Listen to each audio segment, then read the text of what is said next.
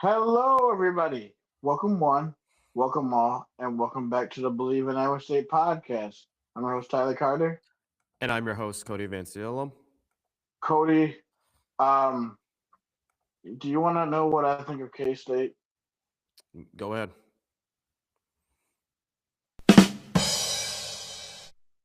They're an absolute joke.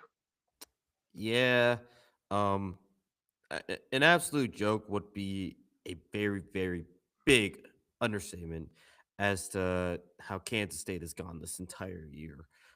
Iowa State rolls into Manhattan and they just piss pound the Kansas State Wildcats.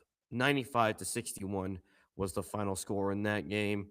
But I mean, yeah, the scoreboard says it all. The final score says it, and I mean, in a what we call an ass whooping is basically what this was. Like, what do you even take away? Because it was just so dominant from start to finish. I mean, I think one of the things that I'm just impressed by is just you know that like Iowa State and their fast starts, because obviously, we got on them for, their slow starts earlier in the year, and when they were still undefeated, it still wasn't looking right. You know what I mean? It felt like something was Yeah, missing, like an edge was missing. And I think for me, just with these fast starts, one of the things um, that has opened up this team is this team's ability to be able to pass the ball. They just pass and pass and pass, and then they just go and end up finding a quality shot. I think that's just the most impressive thing to me. Even when it's deep in the shot clock, they're still able to find a quality shot because it's really just been elite ball movement by the Cyclones. yeah, for sure. That's been something that has been very nice to see here in the last few weeks for Iowa State. Yeah, the ball movement is key because even in that point where Iowa State was 16-0, we saw in the kind of first few conference games, West Virginia and against Oklahoma State at home, it wasn't particularly like you never. It just wasn't particularly there to start. Like Iowa State got behind in there. I mean, there was a point where they were constantly like behind at the 10-minute mark of the first half, and that just showed you the struggles that Iowa State had in getting out uh, in the first half, and it reared its ugly head really badly when you go to Allen Fieldhouse, you go to Kansas, and unranked Kansas at the time, and they beat you by 20, and then you have that loss to Cincinnati where Cincinnati just out physicaled you, and in that 2 game stretch, that clearly, I think in a way that woke up Iowa State because ever since then they've done a much better job at getting out to fast starts, and they've outscored their last like four opponents. I think in the first half by an average of 51-23 or something like that. Insane. Hmm. I just it's really something that we really haven't seen, because even the team like you know like 2 years ago, that was probably Ott's best team up to this point, weren't beating teams like this. This is national championship level. Obviously I expect to win, but to say that I thought that we were going to win by 30 plus points again on the road, this is what they're second or third 30-point win on the year in conference play. Like, I mean, we're destroying teams. Total domination from start to finish. And then you see the Colorado. We're gonna go back to Colorado in a second, but I'm gonna mention the Colorado game. We beat them by 30. Two 30 plus point wins in 1 week in conference is absolutely insane. And then this Colorado team goes on the road and destroys TCU by 26 points. So honestly, this is absolutely amazing, and we're gonna just really get into that. The fast starts are just boosting the Cyclones, man. Hmm. Yeah. I mean, looking at like 3 of the last 4 games, Iowa State has won by a margin of at least 30 points. And even when you went to Oklahoma State, you only won that game by 13, but you did get out to that 30-point lead at halftimes. And that was just, I think, Oklahoma State, that game was just a case of it's human nature in a way where it's like, you obviously, like, you're going to fall into a bit of a lull and you probably aren't going to play as hard because, like, you're up by 30. You're feeling good. You're probably not going to have your foot on the gas. But I mean, something that was different about like Kansas State, Iowa State got a big. Kansas State goes on a 10-4 run, and just before the under 16 media timeout, TJ Altenberger calls a timeout, and he's chewing the team's ass on that, like for giving up that start. And it looked like the message got out clear, and Iowa State just put their foot back on the gas, put back on the necks of Kansas State, and never looked back. So even TJ, yeah, TJ is like evolved too. He's like, yeah, like he knows what this team can do. And I mean, at that point in time, they weren't playing the greatest to start that second half, and he gave him the business, and the team responded. And I like that. That was really good to see. Mhm. I mean, even when you're up 23, you're still coaching them as if like the game isn't over until it's over. And that was just a beautiful statement in that game. And I mean, within the game itself, like if we yeah, that start was huge. But I mean, not just that, but think about the balanced scoring in this game for Iowa State. Man, yeah. I'm gonna show that share my screen so because it will really show the justice of how balanced this game was offensively. I mean, you look at this right here. You see 19 from Joshua Jefferson, 18 from Milan, 13 from Torrey, 16 from Lipsy, and then 11 off the bench for Nate Heisey. 3 of 5, man. If he can get going, and this was like around the time last year where he started to get hot, and he ended up being one of our best players, especially once we got to the tournament and Keyshawn got hurt, and he was able to knock shots down offensively. Jamarian Bateman also had a pretty good game. 13 minutes, 6 points off the bench, being able to hit a three, and then went 3 or 4 from the 3 point line. So to him, like that's 17 points off the bench right there. Dominicus played and went 2 of 3 from the free throw line, and then had 4 points off the bench. So I mean, like it's not much, but everybody contributing is just going to make this team just better overall by the time we get to March. Yeah, and I mean this, like, I mean, granted, Kansas State isn't like they're bottom of the conference. There's no doubt. These aren't really great teams that Iowa State's gone up against, but you are seeing the progression of uh the freshman and Blake Buchanan. Blake Buchanan, Hmm. he looked a little sluggish in the first couple of minutes. It looked like he wasn't comfortable, but once he got settled in the game, he was doing his job. He only had 5 points, but did have 5 rebounds and an assist. But he was doing his thing on the defensive end. But he's not the guy you're expecting to put up double-digit points, quite frankly. So I'm fine with that. And then yeah, Dominic Espleta, he looks more comfortable, and that's going Yes. to be really nice, complimentary to Blake Buchanan. I mean, people do have maybe the debate of Dominicus Slater or Blake Buchanan having more minutes come like March. And I think that's probably a good problem to have is like you have two capable bigs that can go in for each other. When one's struggling, you put the other one in and they can do enough. And then Jamarian Bateman, yep, he's a guy I look to that develops one more time. He's going to look really great. Obviously, what you get out of Killian Torrey. And then Nate Heisey. Yep. I mean, you said it. This is around the time that last year he really found his shot. And I think that's been huge. And for Nate Heisey, if the scoring is a bonus, Hmm. but his biggest thing is his rebounding and his hustle, like and his effort and his energy on the defensive end. And that's what you're mainly getting on a Nate Heisey is that defensive side, but the scoring is definitely a bonus. Um, just those double digits like are really helpful. I think for Nate, like the expectation probably more of like a 6-5-5 line for him. But yeah, get him in a double digits. That's absolutely a bonus. And we Hmm. need to have a quick conversation. Is Eric Mulder now player of the year for the national slate because he is now he's a more accurate shooter from three than Mila Momcilovic? I mean, he's shooting 100% from three. I mean, I mean, the argument's over, man. It's over. The pride of Oskaloosa is Ah. he is a better shooter from three than Mila Momcilovic. And I mean, which is funny. And I mean that shot, that was pure. That was all net, which is It the was. crazier part. And I'm like, oh god.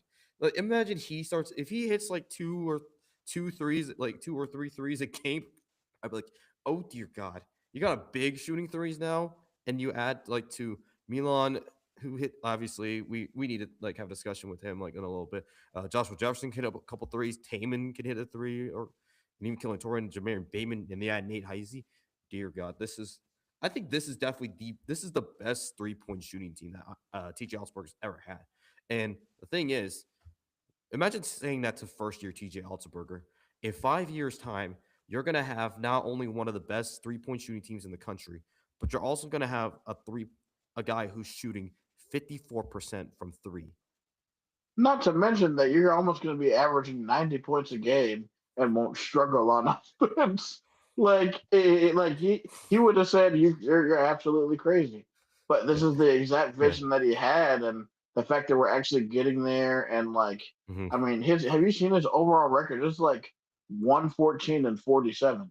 So Hmm. like the fact that he can probably get to 200 wins in like the next 3 or 4 years is just Yep. absolutely insane. Hmm. And I mean, and a real quick thing on like on Mila Momcilovic, tweet from Cyclone Dave said here like so people quote it and saying that Momcilovic is doing this in a bunch of buy games against like not great opponents and won't hold up when he gets the Big 12 play. So Milan Momcilovic from three in the non-con, he went 50 of 93 for 54 about 54% from three. Momcilovic halfway through Big 12 play. Do you want to guess this percentage?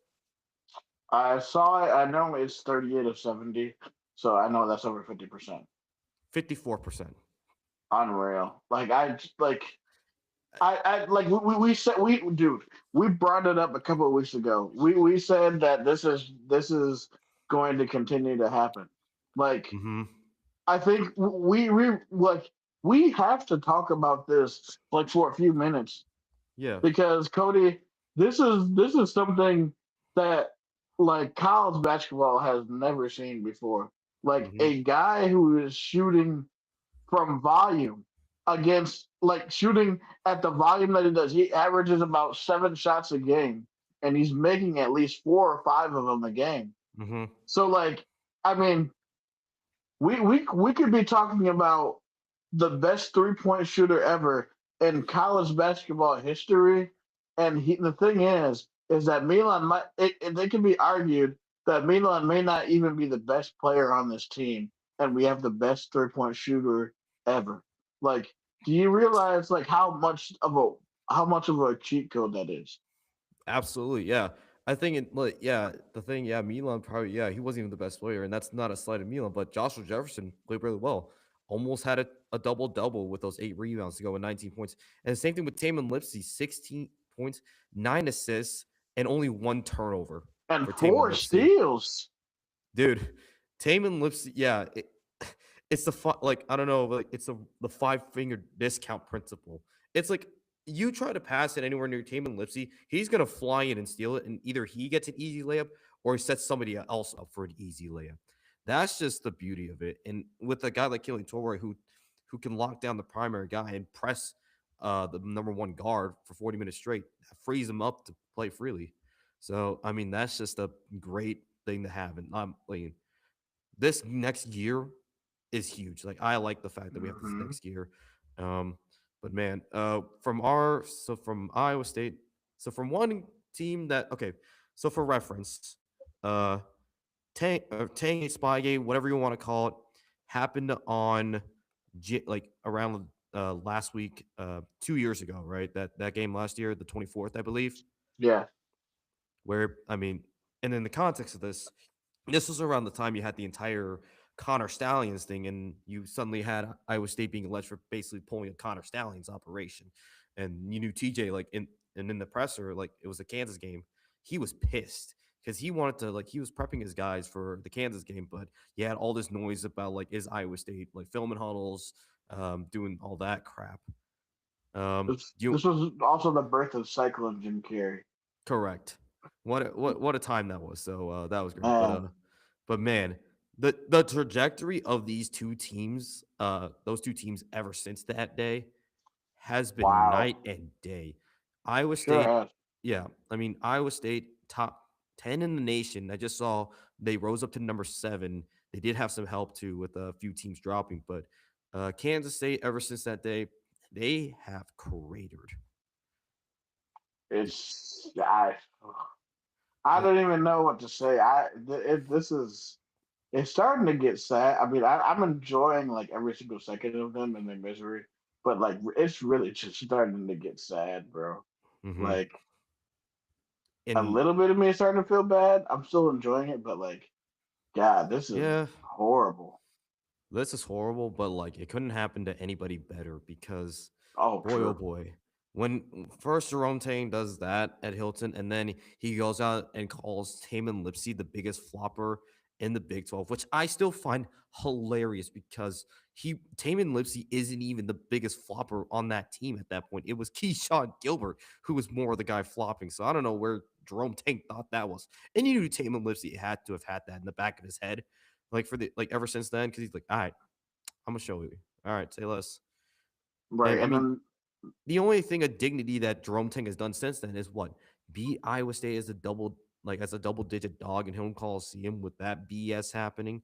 But then ever since then, it's been back to back games where it's been belt to ass on oh Kansas State. yeah. And not just the game itself, but the post game presser. That was a gem. Um, a few like so here are a few quotes that I got from it.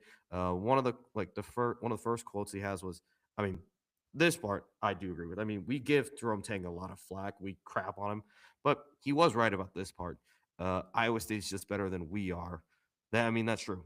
Iowa State True. was absolutely better, but I think the better part is going to be just this quote. And this is a video from our good friend Jake Bren. He was there along with a few other Psycho Fanatic guys down in Manhattan. And I mean, if this just doesn't make it hilarious, more hilarious of a situation than it already is, I think we got a gem right here. It doesn't matter what I think, because whatever I say, y'all are gonna take whatever you want to and clip it the way you want to and post it the way you want to, so you can get the clicks that you need. And that's so it doesn't matter what I say. What matters is what I'm doing with these young men on the floor in practice every day in their daily lives to help them continue to move forward. And then because this is the crew that I brought in, right? And this is the crew I wanted to roll with, right? And if we're not good enough at the end of the season, right, then we will figure the thing out for the next thing. But no, I don't feel like I need to give an explanation to our fans right now. I want them to know that I'm working really hard and I'm not proud. I'm not happy with the results, but I am proud of the young men that we brought in. It doesn't matter what I I I don't know what else to say. That first line there, just that is gold. He basically is like so the insinuation of that basically is like he's not gonna give an explanation because it's like no matter what, like us and many other people are gonna clip it. But I'm like, come on, like it's the gift that keeps on giving. Oh, it And sure is. I mean, and then just the fact that you say that, like, in one of the eras to where now that, like, in this era, you gotta be transparent with your fan base, especially when you expect your fan base to keep giving and giving and giving when mhm. when the fans are really the losers in this era of college sports. You got to be transparent with your fan base. So that's just absolute baloney by him, Yeah, and that and sense. yeah, and the thing is, like, we talk about like that. Yeah, you mentioned like you're at like asking the fans to pay for more. Kansas State has a way bigger NIL budget for basketball than Iowa State does, 8 million to compare to our 5 million. and yeah, and even like, and then shout out to UCF. I remember hearing they only have a $3 million budget for basketball, and look at what Johnny Dawkins has done with that. Yeah, I UC can't wait to talk about them mid, in their Big yeah, 12 segment. But yeah, yeah, but the job what? he's doing, man. Yeah, but what an like and and the immediate answer to a lot of people would be like on the outside would be like, yeah, fire Jerome Tang. But the problem is his buyout is $18 million. And I heard like after like April 30th or whatever, it's only gonna drop to 15. Would let me ask you this, Cody. If like obviously you see how bad the situation is, would you like would you just bite the bullet and just pay it? Because like I don't know, like because their basketball program is in dire straits, and like if you bring him back, it just even goes more into apathy, and that whole thing could just die. And Kansas State is a historical basketball program as well as a football program, making it to the elite eight. What 3 years ago? Like, Yeah, that Jerome Tang's first year. yeah. But So I but the big thing about that, that was more of Weber's guys. I mean, true. Jerome Tang Yeah, did bring in Johnson from Florida, and then Marquise Noel. But that, yeah, but he basically inherited Chris Webber's guys.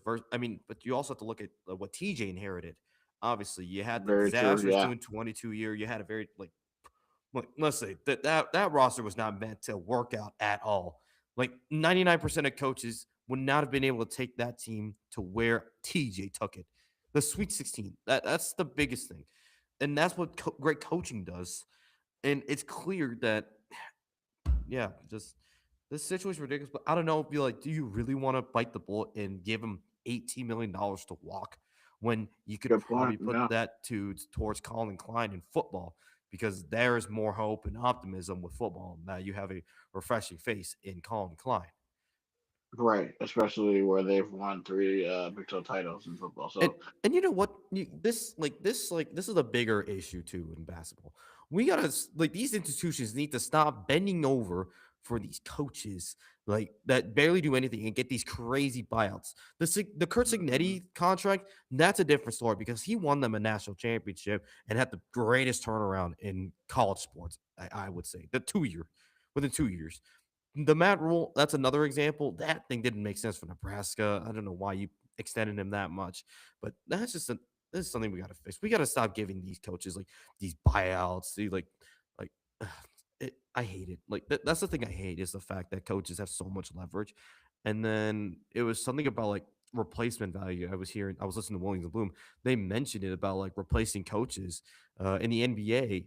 You don't have to worry about like those buyouts because like you can find a guy that does similar. Right. In the NBA, but college is very different. So, but yeah, these buyouts need to. It's ridiculous, like how much like a coach can get for buyout for doing like the one thing, and it's like it's so dumb. Yeah. This world of college basketball is just absolutely crazy. But yeah, just it's something to look out for, and something that we'll probably be looking at once college basketball season is over. Looking at the team ticker Hmm. probably, and seeing how that saga continues and down in Manhattan. But Yeah. enough of that. We're gonna take. Oh, and before that, let's talk about the women. The women's team has gotten back on track. They had got a huge win on Saturday, right? Correct? Yep. So Iowa State women's basketball won 65-52 against Mid Florida. This was a very like I was more stressed in this game, not because of like this game never felt like Iowa State was gonna pull away. Like they kept Central Florida at an arm's length, but they never were able to pull away until late. But one thing I was more stressed about was Audie Crooks because like Mm-hmm. her not getting double digit points because for most of the game, Central Florida did a really good job at limiting Audie Crooks and not letting the ball get into her hands. And I mean, that's a credit to the coaching, but obviously, Central Florida had the length and the ability to stop those passes from getting in. And it kind of reminded me of when Audie Crooks matched up against Cameron Brink in the NCAA tournament when Audie was a freshman. So that's what that reminded me of. And I mean, if that was the case, Audie Crooks is being limited the way she was. You had to get production from somebody else. And let's just say Jada Williams and Ariana Jackson, those two just took over this game. Jada Williams with 23 points, 4 rebounds, and 5 assists. Ariana Jackson, 18 points. She went 6 of 12 from three and also put in 5 rebounds. But I also got to give a shout out to Evangelia Polk. She contributed 9 points. She went 2 of 4 from three, 6 rebounds, and 2 assists. But those stats don't do justice the energy and the spark Evangelia Polk brought to the team. I mean, she was. It, imagine freshman year Taman Lipsey's defense with Mm-hmm. Evangelia Polk. I mean, she was getting rebounds. She was getting in like on the glass. She was diving on the floor. She was deflecting passes. And I mean, there's a play where it was, I believe, yeah, it was an Iowa State possession. They missed a shot, no, I think it was a steal or something. And Race Beatty goes up. So she goes up to get a shot that gets tipped, or I think it was a steal. She goes for the steal, and then she's not able to corral it. UCF pokes it away, and then eventually Polk dives onto the floor. No, this was Kenzie Hare. So Kenzie Hare, I think, gets a rebound, gets poked away, ball's loose. Eventually, Polk dives on the floor and is able to tip it out to Race Beatty, who goes up, and she gets fouled. And that was probably the loudest I heard Hilton outside of Ariana Jackson making a three. And that was just Hilton Coliseum appreciating the hustle of the team, and that was the kind of thing we needed.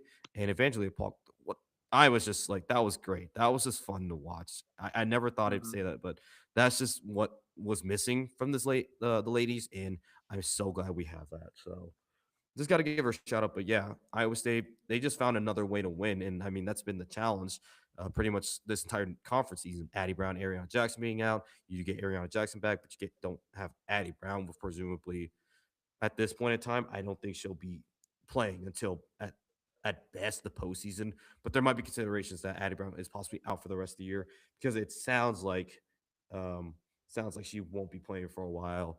But then Mhm. yeah, mentioned Audie Crooks being limited, and then you had to find a different way to win because you couldn't rely on Audie Crooks getting 20 to 30 points. So Right. what do?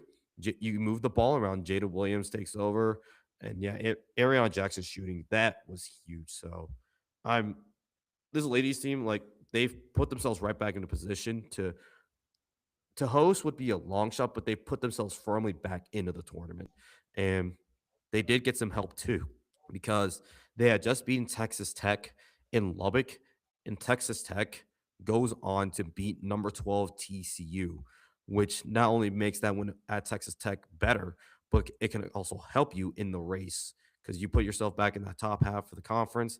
And then if all the other teams in front of you just uh, cannibalize each other, because that's going to happen, Iowa State has a real shot to potentially get back to being a top four seed in the Big 12 tournament, because the only other game that I think that would be huge for Iowa State, they only have to deal with going at TCU. The rest of the games that they have on the schedule are all winnable, because you got to go out to Utah, but those are winnable. You host Kansas State, Arizona State, which are winnable.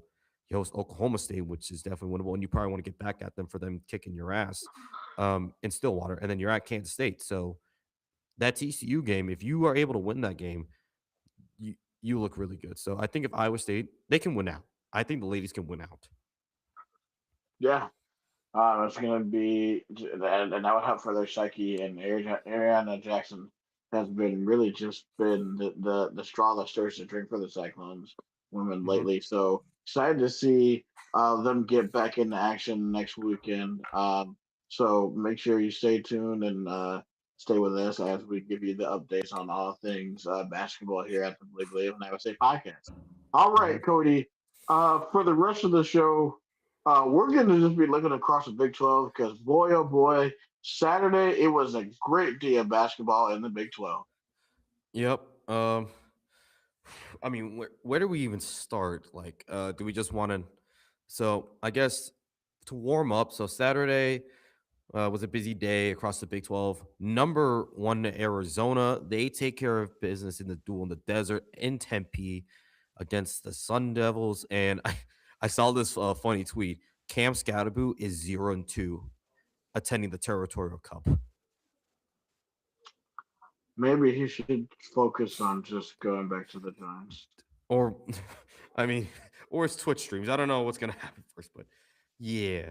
Arizona just, they continue Yeah, I don't know, to dude. absolutely go, like, just run roughshod and go scorched earth on the Big 12, and there's no stop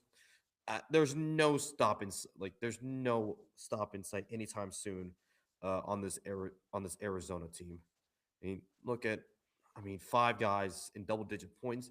Koa Pete leads the way with 21 points, shooting 2 of 2 from three. You also have Braden Burries contribute 17 points, Krivos with 15, Karchenkov with 12, and Jaden Bradley with 10. So overall, it was a full team effort for Arizona. Yes, and Toby Waka came off the bench with 7. Mm. So uh, you see Arizona is picking at the right time. Obviously, their schedule starts to tighten up as we take a look at that real quick. But Mhm. now we're about to see because I think you look at their next, you look at I'll say their next 4 games. The next 4 games are Oklahoma State at home, at KU, Texas Tech at home, and then BYU at home.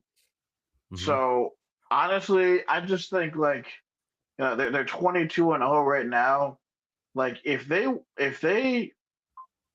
call me this a hot take, but if they beat KU at the Fog, I think it might be curtains for this for them wrapping up the conference regular season title because like man I don't I mean yes at Houston but once you like obviously I think the Fog is just on a totally different level than Fertitta, but if you Mhm. win at the Fog like they might win out for the rest of the season like Yeah, and I mean, the thing is, they already won at the Marriott Center, and that's another place where it's difficult to win. I'm so, yeah, I mean, Grant, yeah, they got out to such a big lead, but I mean, BYU did manage to crawl back in this game, and that's a pattern I want to talk about when we hmm get to BYU. But yeah, they were able to hold off BYU to get a big win at the Marriott Center, which is notoriously difficult to win at. One of the best atmospheres in college ball, and I'm kind of glad they are in the Big 12 because I mean, this is this is such a fun league, and when you have all these teams really good, it's nice. But yeah, that 4 game stretch having all ranked teams, that's gonna really test Arizona and see like, yeah, that win if they do win at Fog Allen, yeah, I would say that is probably curtains because I think that's the one game where you Arizona could slip up. I agree. That's the game where I'm picking them to slip up because I Hmm. think Right. obviously they have a 2 game lead on Iowa State right now and a game Oh, and a I half lead on mean, Houston. yeah, and then I mean, looking at that, that looks like another big Monday. So how about Mm, that? Oh, man, dude, man, I'm definitely staying up for that. I'm probably just gonna sit somewhere on like imagine that. I could just sit on campus and watch like all this basketball. That's a beautiful thing. it is. It's a beautiful thing, man. It's just like Like this this conference. in this I time of the swear, year in general, like you're in the midst of conference play. There's so much beautiful basketball, and I'm here for it. there is. And then we But we also have to look at the national slate for this upcoming Saturday because man, this is going to be a great weekend of basketball again. But yeah, man, to to continue talking about the Big 12, I'm looking at here. It looks so. Pull that up. Yeah. Cincinnati and Houston. Houston wins that game by 22. This thing, it never felt, it never was like we knew not Cincinnati at all. competed against Houston when it was in Cincinnati, but at Houston, that was just a different game. And Milos Uzan led the way with 16 points. Jojo Tugler with 6 rebounds, and Kingston Flemings. I mean, Kingston Flemings. I mean, he this was a quiet day for him, but you had the step up from Emmanuel Shar, Chris Sennick Jr., and Isaiah Harwell. So even when Kingston Flemings wasn't playing his best game, Houston still wins convincingly. And I mean, that's what you got to do when you have a team that you're clearly outmatched. That you're outmatched against, you just got to beat the tar out of them. And I say that because I know somebody's gonna say, "Well, I always say lost to Cincinnati." Yeah, I know. I'm aware. I'm still salty about that a little bit, but I mean, yeah, Houston took care of business, and it's clear that the Jizzle James experiment at Cincinnati has not worked. Not at all, man. And Wes Miller will be gone at the end of this year. It's not a matter of if; it's just a matter of when Yeah, he gets fired. I think his buy like he has a I think maybe it was a lower buyout, but I think it lowers after April 1st. I don't recall exactly what his buyout is, but yeah. He's another one of those like coaches that has like those buyouts. But man, what has like generally like this is a genuine thing. What has Wes Miller done at Cincinnati? Like Cincinnati, we know him as a historically like solid. Like they have some history with basketball, and it's clear it just hasn't gone that way with Wes Miller. Like what has he done? Missed the tournament, I I believe, mean, all 5 years yeah, at Cincinnati. Yeah, I mean, it's sort of been like just a rough go for them because like they were doing well in like the American, and then like near the tail end of them being in the American as well as being um and the Big 12, they didn't really adjust over well to the Big 12. And looking back to when we added them, I'm like, oh, Cincinnati is going to be a great ad basketball wise because they were a pretty good basketball brand and Conference USA. I remember that Hmm. Final Four run they made in 2005 when they played Illinois in the Final Four with Bob Huggins when Bob Huggins was there. Oh So it's yeah. not like and Mick Cronin also coached there too. So Hmm. like I mean it's like so yeah they're a storied basketball program. It's just like and a storied football program. Had a lot of pros in there going into the NFL and K Mart was Kenyon Martin also Yeah. attended Cincinnati. Sean Patrick. There's a lot of good players that have come through that program. It's just that it's another bad coaching hire for the athletic department. So it's going to be interesting to see where they go from here and see who they hire in this upcoming off and or in the off season. Hmm. Yep. So, I mean, he's there's a good amount of coaches that are on like that their seats are warming, like they're warming up fast in this Oh yeah, conference. definitely. One guy that we know for sure seat isn't warming up, Johnny Dawkins. Johnny Dawkins and his mid Florida Knights, they get another win at home against a ranked team as they took down number 11 Texas Tech 88-80. This game, I looked at it, it's like they've not only like because I mean if you saw the signs of what they did against Arizona, I was like, okay, they got a puncher's chance against these ranked like Texas Tech, and what a day for them. Them is Folks, 21 points, 7 assists. John Bull, 14 points, 10 rebounds. Jordan Burke, 17 points. Jamichael Stillwell, 10 points and 10 rebounds. And I was talking in a Twitter space. I think I was talking with Cole. He said the biggest thing about like the biggest key to this game, this upset happening, was the play of John Bull. He stayed out of foul trouble and Yes. he did his job and he performed well in this game. You got 8 defensive rebounds, 6 of 8 from the floor, 2 of 3 from the line. I mean, you had the perfect like that was the key for Mid Florida to win this game against Texas Tech, and they did exactly that. I think another key that we're gonna go look at, I think it will tell in the team stats, is man, Florida, Middle Florida killed them in points in the paint. Like all of basically all of Texas Tech, most of the Texas Tech's points, like they got inside, but like not really in the paint. Like look at this, Hmm. they got beat 48-36 points in the paint. So like, and then one of the other keys, look at that. They The they in turnovers, the they points did. off turnovers, 13 Hmm. total turnovers, 18 points off of those turnovers. So that helped.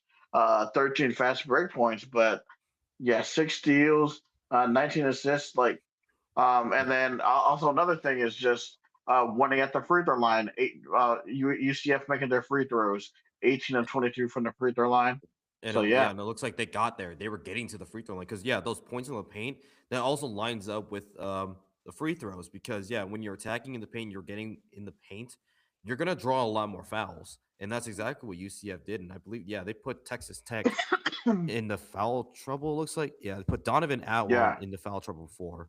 But yeah, I mean, look at Texas Tech. JT Topham with 27 points and 10 rebounds. Christian Anderson with 17 and 9. But I mean, I think I heard somebody say this. There are times where Texas Tech just they just didn't want to guard UCF. I don't know, and that might be an issue for Texas Tech. And they're I mean, the thing is, they're coming off that win Yeah. against Houston, but in this game, UCF for whatever reason just took the spirit out of Texas Tech. They ripped their soul, and it's just. And then okay, this is something that's gonna be unrelated. We need to stop doing the stupid thing. Like, did you wait? Go back. Did you see who the ref crew was for this game? Oh my gosh. Yeah. Where is that at? Right Oh now. yeah, Tony. Oh my. Yeah. Okay. Yeah. Let's talk about this. Oh God. Why? Okay. Why were they reviewing a play where clearly it wouldn't affect the outcome of the game?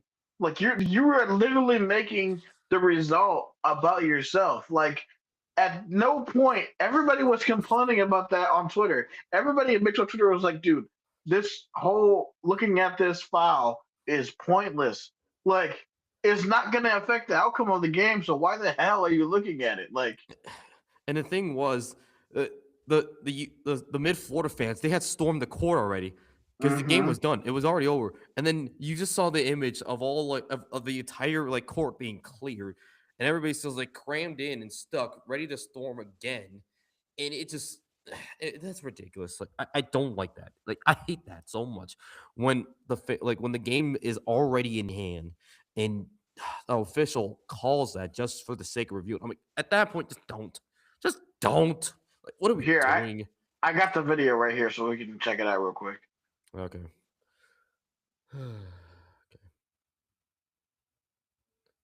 This or that. Here they come, yo. Here they come. You can Venmo this or you can Venmo that. You can Sorry. Yeah, you might just want to mute that, but I mean, hold on.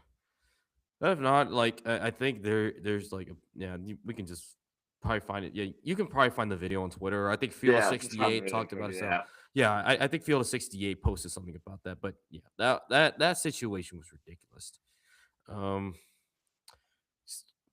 I mean, looking at UCF, they are they are one game back of Iowa State, and they are right there in the thick of it for the top 4. Who would have had UCF being a half game behind Kansas and Texas Tech in the Big 12 I know standings? I sure didn't. I didn't, dude. I think Cody, are they safely in your eyes? Oh, they're safely in the tournament. Like if they, barring a royally major collapse, they are safely in the tournament. I think I saw projection sports by Tyler Barkley.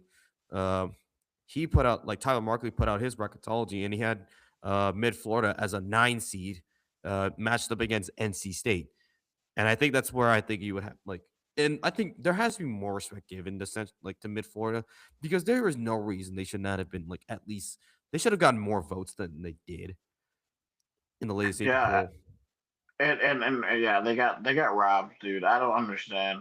They have the resume, and really what? There's 9 games left in the season now, Yeah, so I mean their they can at least resume. go 5-4 and be what 21, 22-8 or 21-9, which Yeah, would get you safely in the tournament. and looking at their resume, they have wins over ranked Kansas and ranked Texas Tech. The Kansas win is aging better because Kansas Hmm. State has gone on a 5-game win streak after starting 1-2. You competed well against Arizona. You could probably competed better than most teams that matched up against Arizona. Right. You also have a win over Texas A&M, who I was shocked that they are top of the SEC. They are among the top of the SEC. I can't believe that. Yeah. Wow. So, I mean, to most people, that should be a good enough resume to put you in the top 20 or so, but it's ridiculous. Um, but I mean, yeah, that's definitely respect to Mid Florida, and I mean, just real quick before the main event of this Saturday slate, Baylor gets a win over West Virginia. Baylor, I don't know, I don't know, man.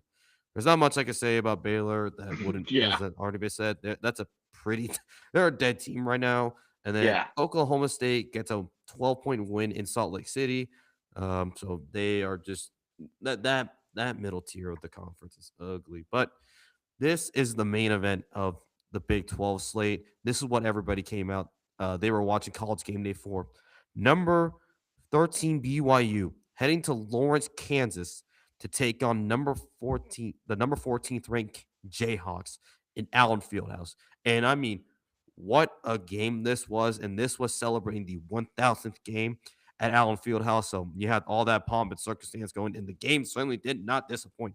And then you had the matchup of Darren Peterson versus AJ DeBanster, who were projected to be 2 of the top 3 picks in the NBA draft.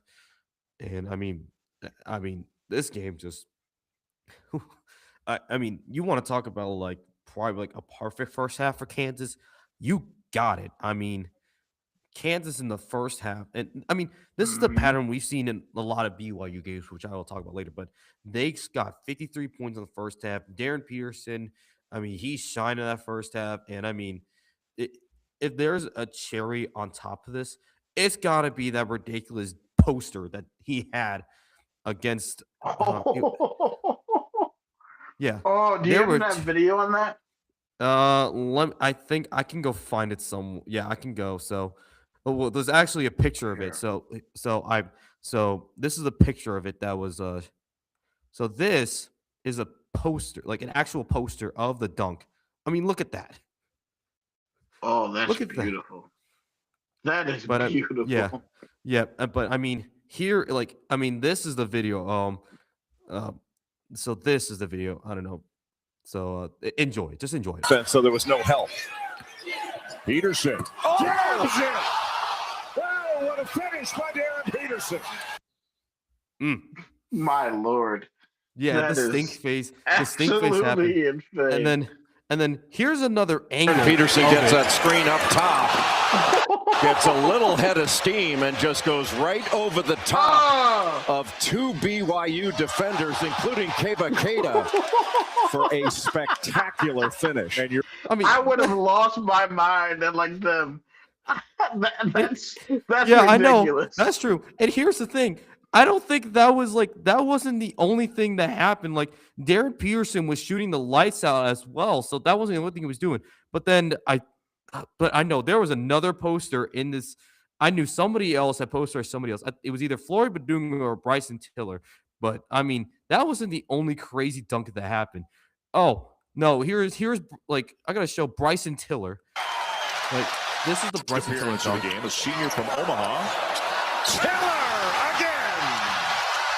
Gosh, like I mean, like the headline is going to be like Darren Peterson most of the time, but I mean, Bryson Tiller, what a game for him. He had a really good game. This was his best game as a Jayhawk, and I mean that second half, like outside of Darren Peterson, like Bryson Tiller, like he performed well. And then another guy that I got to shout out as well for this Jayhawks team, Melvin Council Jr. I don't know if this clip is him, but this is Melvin Council Jr. who, I mean, whenever Darren Peterson's been out of the game, he's emerged as the number one guy, and he stepped up to the role well. But I mean, here's another highlight. And kept it alive, but here comes Council. He can fly. He can finish. Just like it's absolutely unfair, Cody. Like oh yeah. Oh, I got more. I got more from this game. Remember when Floyd Badunga posterized that dude on Kansas State? Mm-hmm. Here's his turn to dunk. He'll do all the dirty work. Wow. I know. Flory Badunga. I don't know. I mean, that may have not have been a dunk, but I mean, that was a nasty and one. I mean, this. I hate to say it, but this Kansas team is reminding me like so much of that national championship team that they had in 21 and 22. The balanced scoring, the depth off their bench. I think. I mean, like I know, like they're on the road on Big Monday against Tech tonight, and I know a lot of people think this is going to be a revenge spot for Tech. I'm not sure about that. I think KU can go on the road and beat this Texas Tech team. Yeah. This Kansas team is a wagon. They are a wagon right now. And I mean, it looks like, Bill Self, we saw this happen. Like, I think one of my buddies said, going into the Iowa State game, Bill Self versus ranked teams in Allen Fieldhouse, he rarely loses. And this was another example of it. And and looking at Kansas, 16 points for Floyd Badunga, 15 for Melvin Council Jr., including a huge shot when they needed it to close out the game. Trey White with 12, Jamar McDowell at 8, Darren Peterson 18. He didn't only play 20 minutes though, and that's been a story that has transpired basically this entire year. I mean, what are your let's talk about that real quick. I think that I mean, yes, like it's starting to look like a possible issue. Like they do have like definitely everybody else has been stepping up, but like obviously it looks like now it's just looking towards the next level. I feel like NBA executives are probably going to have a problem with that, especially if he or maybe hey, and maybe it's just all up front that they're just keeping him on this, and then he has none of those problems in the NBA. But that's going to be a problem with executives, especially when they go to those when he goes to those camps in Hmm. Chicago in the summertime Yeah. right before the draft. So that's going to be something to really monitor, and maybe we'll see what happens once we get Hmm. to the tournament. Yeah, and I remember I think this was a conversation. Jeff Goodman from the Field 68 interviewed Bill Self, and I think he talked about like this too. And I think Bill Self said it was more of a conditioning thing. So I mean, Hmm. take that for what you will. So I'm going to have to listen to that a little more. But yeah, this is a perpetuating situation. But I mean, for the purposes of this, like if between Darren Pierce and AJ DeBansta, who do you think had the better showing that day? I think Darren Peterson had a much more efficient game than Devonta. Like, Yeah, obviously, you know um uh you had Richie DeBansta. Saunders with 33 Yeah. points, but Mhm. Devonta, like they were leaning on him to like try to be the guy. Obviously, he went 6 for 12. He had a decent game, 17 points, but like it seems like they were just trying to get out of that hole. And obviously, Mhm. they almost did, but Kansas pulled away at the end. Yeah. But And that's that's another another thing. yeah, BYU, they continue to dig themselves into these holes they have to crawl out of. For like I mean the first example I have was well, I mean they did do this against UConn. Like they got Right. themselves back in against UConn, but they lost that game. They were down big against Clemson. They were down 43-22 at halftime, but were able to win that game. Another game like uh, what was it, Texas Tech? I think they dug themselves like they got into well, I mean it was close, but Texas Tech pulled away. So, but Arizona, that was another game where they got themselves into a hole, and I mean obviously give credit to them for getting like back into it in the second half. But that's been the big trend for BYU. They just don't have an ability to get off on the right foot in the first half, and they have to do so much in the second half. Where yes, they can't win, but you're going to run into teams that you won't be able to do that against. And I mean, the Arizona was one of those teams, and Kansas was one of those teams. Um, so I and I mean, mean, and what do you look at? go ahead. I mean, I look at BYU. They are not the same team they were last year. They didn't have like they don't have a guy who's like an enforcer, a Dalen Hall who was like kind of the Yeah, enforcer. You know, Dallin when I Hall saw, or Igor Demin, like who hmm can close games like that. I think they're missing yeah, that type of depth on the bench yeah, from and then BYU. and they're missing that type of energy because like Yeah. it's the thing. It's another thing. It's like you don't get into those holes if if you yeah you were with Dalen Hall like he would chew you up and say like this isn't the standard. We know we can play it. We got to play much better. And I don't think BYU Hmm. has that type of personality on this team They this year. don't. They're still pretty young. Yeah. So I mean I don't know if you're like yeah BYU you're Kevin Young like just I don't envy because I mean you gotta host Houston. You have to go to Tucson. You gotta host Iowa State, and then you end the season against Texas Tech. And Yeah, I think as of right now, BYU's out of the race for the Big 12 title. They're out of the race. they're out of the race right now because they're not the same team. Obviously, that right now, at least right now, it's looking like they're gonna play spoiler unless losses come for Arizona and for Houston and stuff. So it'll be interesting to see how they respond. I'm pretty sure they're still going to be a dangerous team come tournament time and come conference tournament time. But yeah, we could probably safely say that they're out of the race. Hmm. Um, but man, Cody, this conference is just Hmm. it's just absolutely insane. I wanted to take before we go, wanted to take a look at this upcoming weekend's matchups, especially on the national level. Yeah. So I mean, obviously Monday, you have the big Monday, Kansas, Texas Tech. You also get North Carolina as well. Tuesday, number two, St. John's goes on the road to DePaul. Number nine, St. Louis out of the A10, the Bilkins. Shout out Kareem Abdul-Jabbar, Robbie Avila.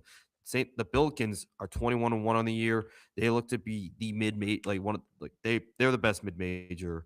I think they're a better mid-major than Miami of Ohio because I mean, and then I like St. Louis The better than A10 is a Miami of better Ohio. conference The than the MAC, MAC. yeah. It, Yeah, but I mean, looking this weekend on Friday, number 3 UConn travels to Madison Square Garden to take on number 22 St. John's. I think that's going to be huge to determine can St. John's put a loss on the UConn and get into the race for the Big East? Because I mean, if there's any team that can put a stop to UConn, I think it can be St. John's. Yeah. And then like let's look at this in the Valley. Your Drake Bulldogs go on the road to Normal, Illinois, and play ISU. Yeah, Illinois State. I mean, Drake. I mean, it's been an up and down year, but feeling fine. Northern Iowa has to take on Bradley, and Bradley. Oh God, I hate talking about this. I just saw that like Bradley. They have a player that's in the 2 games against the Drake Bulldogs. I think he went 15 to 17 from 3, and in this Good last game, Lord. he went 9 of 10 from 3. Oh no. Yeah, that was Oh painful. boy. Yeah, Wasn't so that game this past Saturday? yeah, it was this this Oh past boy. weekend. So that I'm hurt. sorry. Yeah, but I mean the Valley right now, I think Belmont. I think it's probably a good thing too because Drake's not going to get pummeled in the transfer portal and basically be a feeder system to Iowa. Because yeah, that's what happens when you're good when you're really good mid major. You're going to get pillaged, guaranteed. Yep. Oh, for sure. It's like it's a guarantee. All right, we are gonna take a look at Saturday. Nebraska ball goes on the road and plays at Rutgers at 11 a.m. We have Arkansas going on the road to Mississippi State.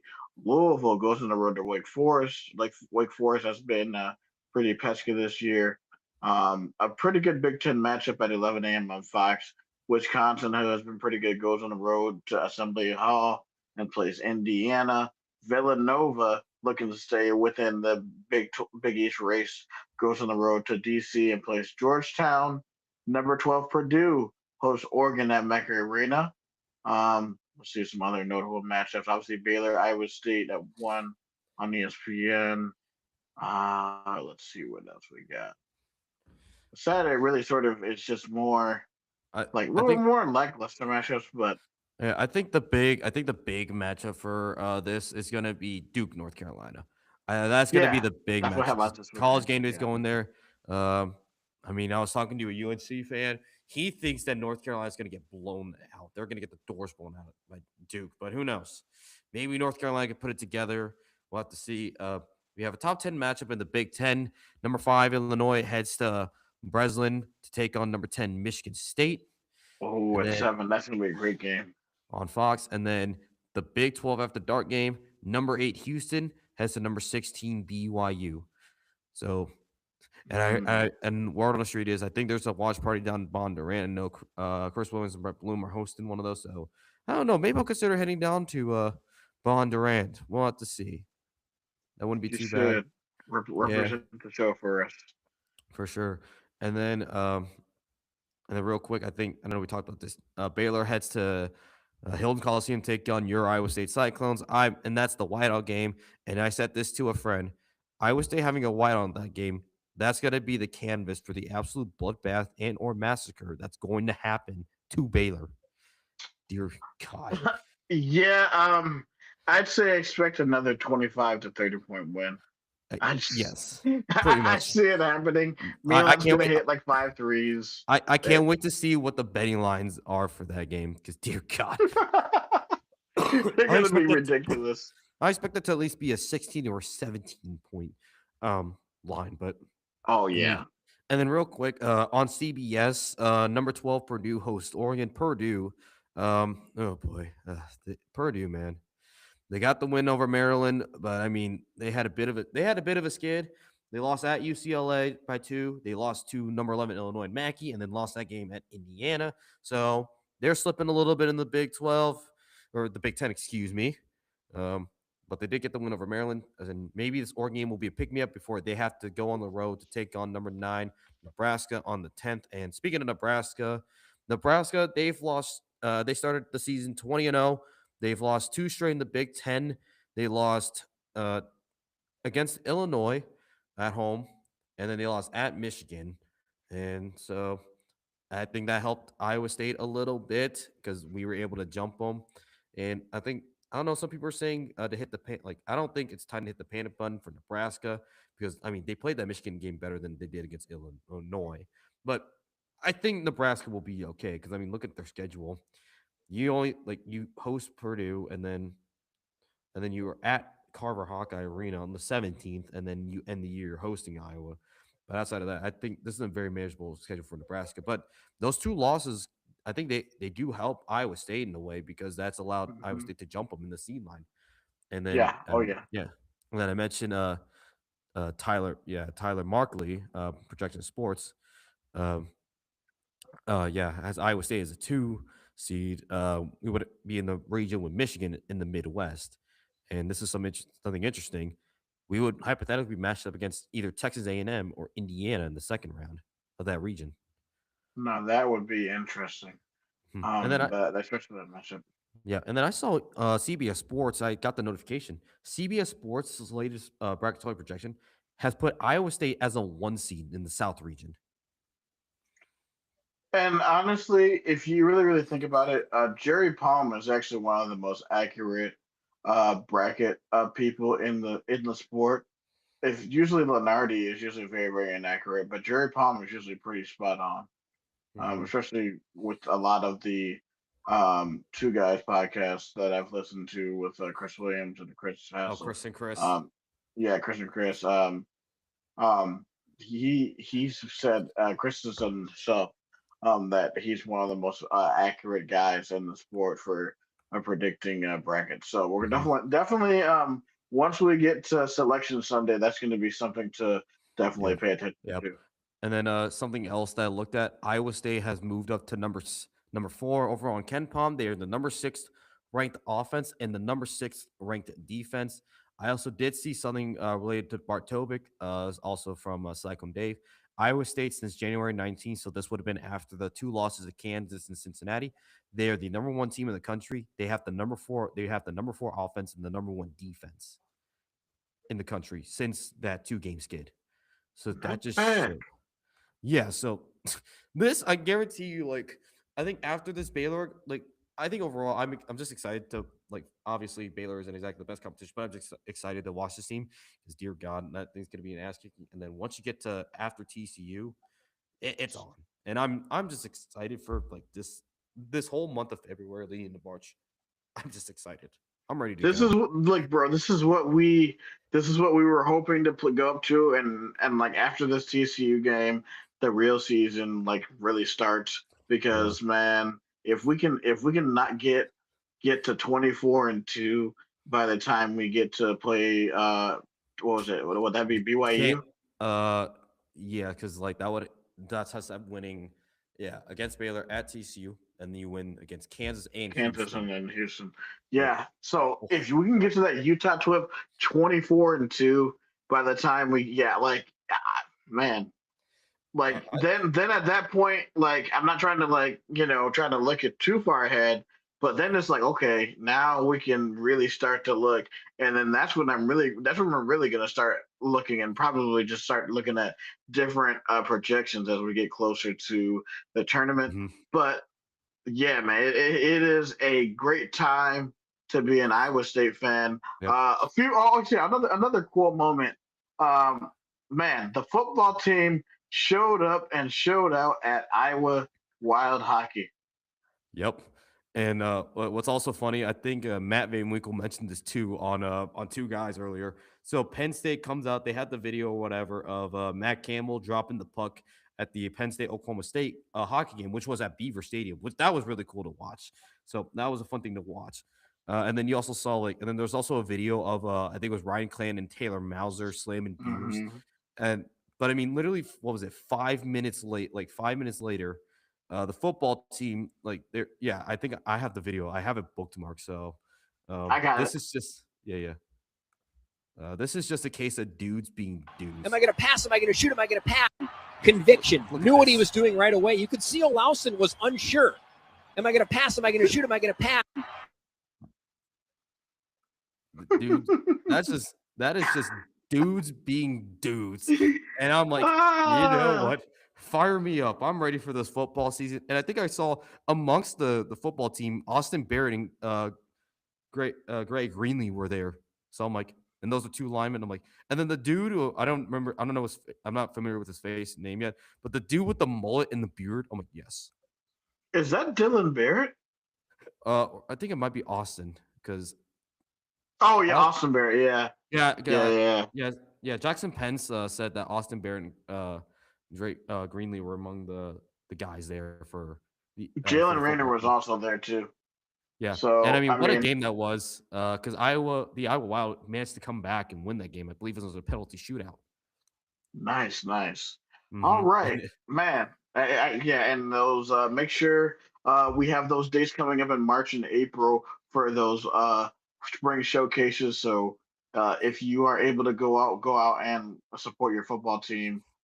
First, obviously, we're in basketball season, so obviously support your men and women's basketball teams. All right, we did go for over an hour today, guys. We had a lot to cover, of course, but thank you guys as always for tuning in to the Believe in Iowa State podcast. A few things before we go. A big thank you to FanDuel, who has been a great sponsor. Make sure to put together your same game parlays for the Super Bowl on Super Bowl Sunday.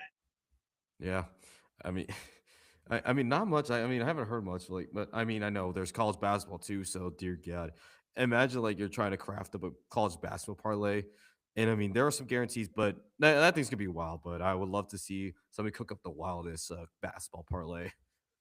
Yeah, it'd be insane. Also, if you want to reach out to us on Twitter, find me, Tyler, on Twitter at SciTi Guy. You can find Cody on Twitter at Tyranny's Burner. So Yep. if you need to reach out to us, those are our handles. Also, if you want to follow the podcast on social media, we are found on 6 different forms of social media. We're on Twitter, YouTube, Facebook, TikTok, Instagram, and Twitch. The Twitch handle is Believe in ISU 2025. We always will stream the show there. I always will also stream. I'm in a few dynasty leagues with my friends. So I will stream my my football games on there as well. So if you want to check that out, check out the Twitch page. All right, guys. Thank you guys for tuning in. For Tyler Carter, And for Cody Mancillum, this is the Believe in Iowa State podcast. Roll clones, baby. go Cyclones.